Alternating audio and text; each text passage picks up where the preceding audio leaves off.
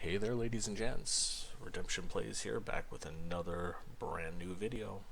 Today we're going to be talking about a bit of video gaming history and video gaming lore that is near and dear to my heart. We are going to be talking about the predecessor, the predecessor to the Ultima Online series. Now, this is a video game series I grew up with, and of course it is getting dark in game, but we will work with what we have. As a kid growing up, before the advent of MMOs, I used to play a series of video games called Ultima, and it was Ultima 1 through 9. I came in somewhere around Ultima 5 and left somewhere around Ultima Online.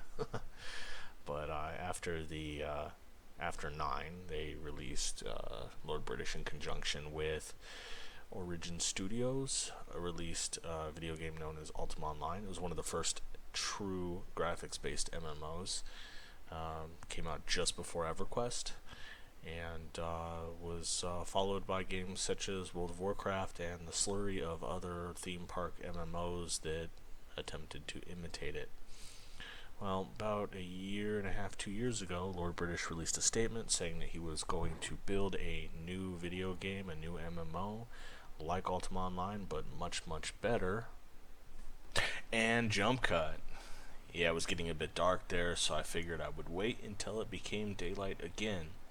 Anyway, as I was saying, Lord British had made his announcement, and the entire thing was crowdfunded, and they pulled in almost record amounts of money. I think bested only by Star Citizen, and they are creating the new Ultima Online. And it's not exactly the same. It's a different map, different storyline, just a bit different overall. But all of the same MMO wonderful goodness that the original UO had. Now, before we get into where I'm at, because I'm sure you're wondering, I want to start off by apologizing to Church, because when we initially did our run through of the area and pulled audio, he did a wonderful single take intro, and I screwed it up. For whatever reason, the audio did not pull, and it's there, but it's just so quiet that you guys won't be able to hear it. In fact, I struggle to hear it with everything turned all the way up, and there's no way for me to bring that up without seriously distorting the audio quality. That said, we are standing in front of the manor of StormSong Vale. Now, StormSong Vale is a village of some sort. I do not recall the exact size of it, but I can tell you it is third tier. It is owned by Church and his lovely wife Keflara. I don't recall exactly how to spell her name, so I may have to insert that into the video later. But they're friends of mine I've been gaming with for a very long time, and they purchased this very early on, and he, being an old school Ultima fan just like myself, alerted me to the game's presence some time ago, and we both decided to get on board with it, and he decided to, be the mayor of Awesome Town.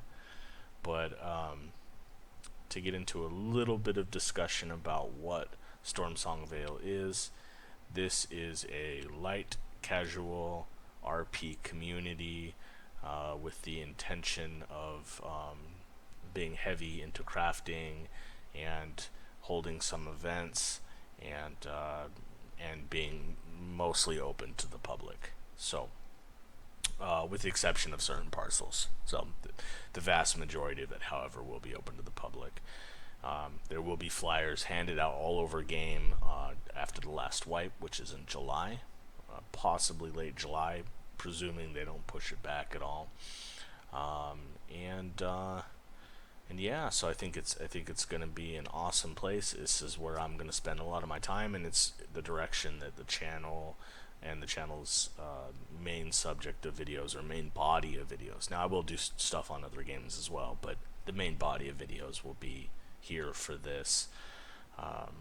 without further ado, I want to take you on a quick tour while we talk about what we can expect. So, the exit is somewhere over that direction, very far, and I'm not going to be able to show you guys the entire property because it is just absolutely massive. It is absolutely huge. But this is Keflar's Manor. There will be a number of hosted dinner parties and events that will likely take place here. I do believe this is the set location.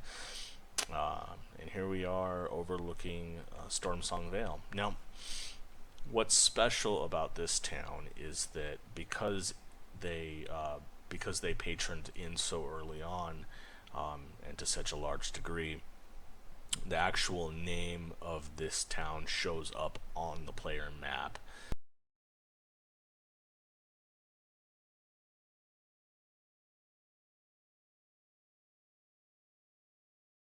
As well as the third-party maps, and that's a rarity among Shroud of the Avatar. It's not a common thing.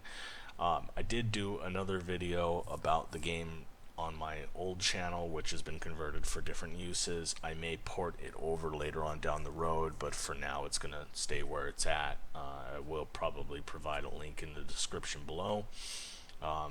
Now, before we run down into the town itself, I have to say that none of the layout is the permanent layout. The layout will likely change, so any odd discrepancies you see are purely coincidental for the time being. And there will be a permanent layout that's used eventually. It's just not this one. And unfortunately for Church and his wife, I didn't give them a whole lot of notice, so it's just sort of is what it is at the moment. Now, if you look way off in the distance past StormSong, you'll see an island.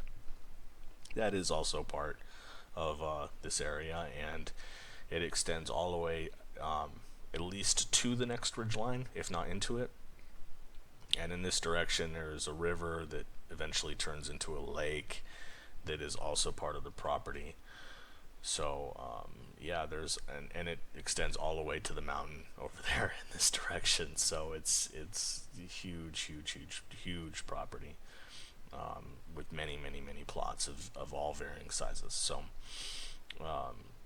Church and Keflar intend to be very accommodating with the space that they give out.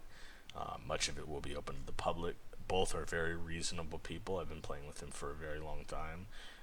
Super easy to get along with, great people, and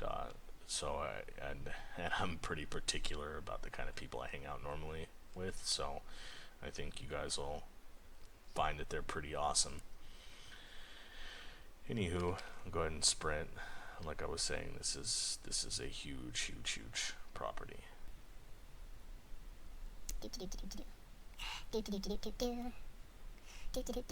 Elevator music. Elevator music. Okay, we're just about here. Okay, so what's directly ahead of me is, for now, what's set up as a temporary event center.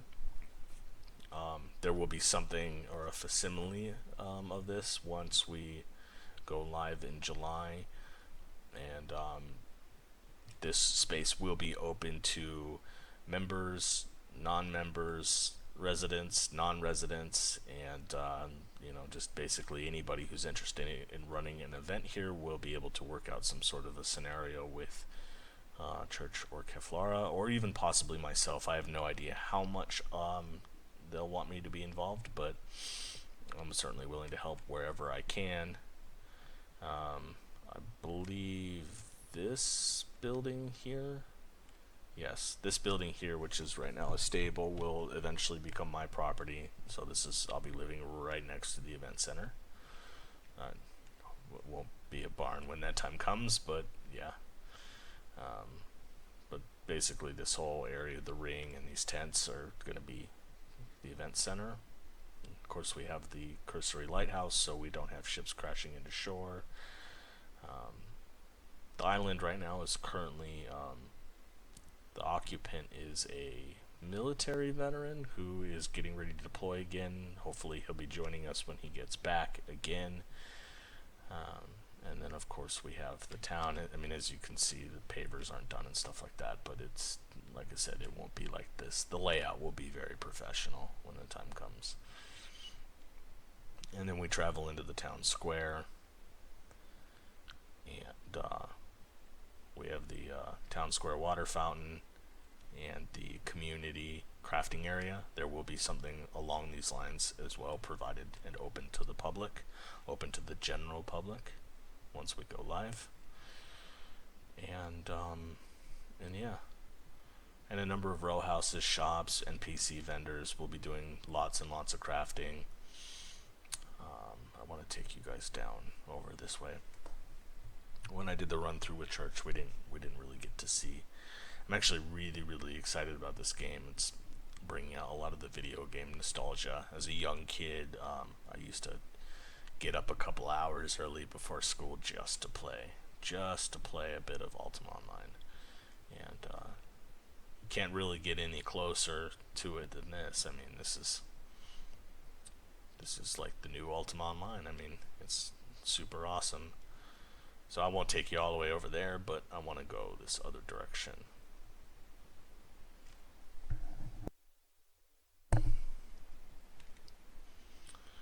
And of course, in addition to all the other things that are going to be provided, I think that you are going to want to know that there is a guild associated with this community as well. It is not a requirement. It's encouraged, of course, if you're interested, but it is not a requirement to be part of the guild if you don't want to be. Yeah, it's just a matter of preference. But I think this thing goes all the way down and turns into a lake, and I believe the lake even has an island in the center of some sort. So I'm really kind of hoping maybe I'll set up a shack on the island or something. I'm actually real excited. I'm real excited. Okay, that's right. The covered bridge. And that covered bridge leads to a whole another wilderness area that is included and is ownable land. I mean, all of this space in between is all places that could have houses. Oh, yep, there's the island. Oh, that is cool, man. Check that out. I wonder if that has a bridge.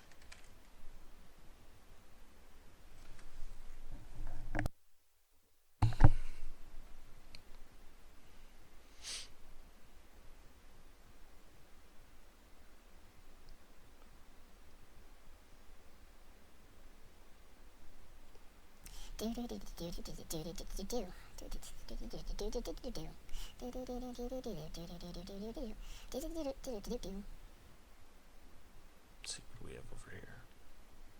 God, this place is huge, man.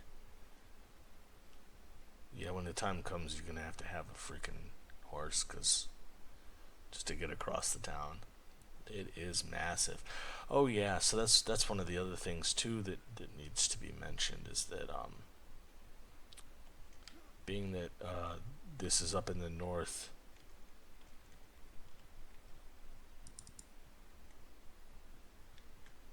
Oh, nifty. Yeah, it teleported me across. Better than a bridge. Oh yes, adventuring. There is tons of stuff. He took me on a bit of a tour to different spots, and there's about 6 or 7 different adventuring areas just outside of town, as well as we have some neighboring cities that'll be pretty awesome. So I'm looking forward to that, and yeah. So if anybody wants to participate, if any of you who are SOTA fans and UO fans are going to be getting into the game, and you want to hop in and you want to maybe get yourself involved with what we're doing and have a good time, hang out, do a bit of RP, and maybe do a bit of crafting, or even not do RP if you don't want to. That's fine as well.